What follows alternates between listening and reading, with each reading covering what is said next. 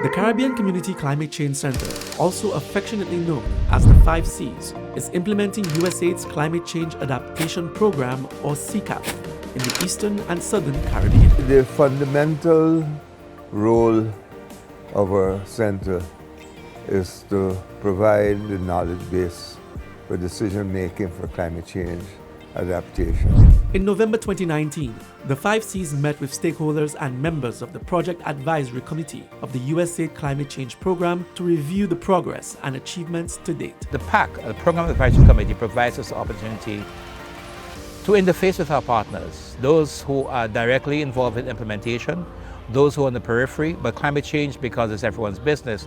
So it gives us the opportunity to share our experiences, to see where this is going, what we have done so far, what the successes are, what possibly the gaps are, and how they can all contribute to filling in those gaps and move or advance the work of the CCAP. The primary objective of the CCAP program is data collection, with a specific emphasis on the sharing of this data throughout the region to enhance the quality of the data collected and to improve the decision-making capacity of leaders in the Eastern and Southern Caribbean.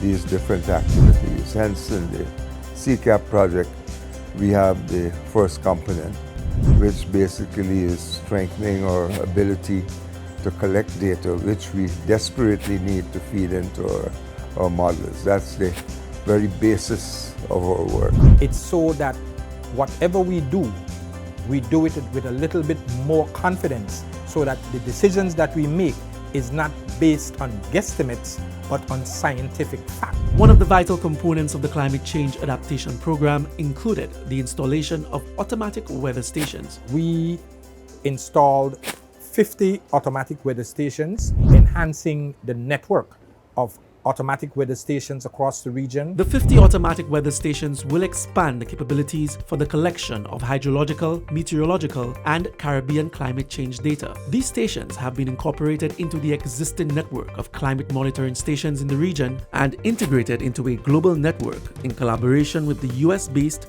National Oceanic Atmospheric Administration, or NOAA. One of the things that the data from these stations will do is augment the existing data. Data being a cornerstone of building resilience, because it provides the evidence, and the second part, it provides an input to the processes that lead to designing better, building back better. And so the data supports that aspect. The data also supports things like model validation. It also supports looking at how the climate is changing across the region. Another vital data collection component of the 5 Cs and USAID's CCAP program included the installation of several coral reef early warning systems. There were 5 cruise stations, the coral reef early warning system stations, that were installed in countries with coral reefs. So these were Antigua, Barbados, St. Kitts and Nevis, St. Lucia, St. Vincent Grenadines, and Grenada. They're expensive pieces of equipment, and it's part of a broader network which is managed by the National Oceanic and Atmospheric Agency, NOAA, from the US, who manages the global network of cruise stations. We call them cruise stations, the coral reef early warning system stations all over the region, and primarily put in place to provide early warning on environmental conditions that may be detrimental to coral reefs. Another addition to the data collection resources, and perhaps the single most valuable aspect of the CCAP program, was the 5 Cs acquisition of LiDAR survey equipment to be permanently based in the region.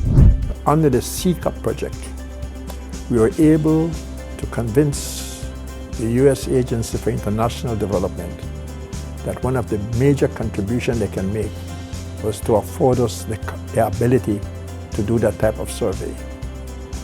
And so with that, it was included in the program.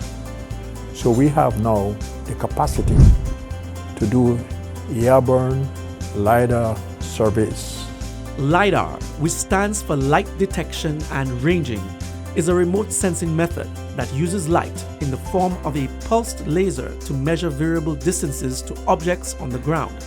These light pulses, combined with other data recorded by the airborne system, generate precise three-dimensional information.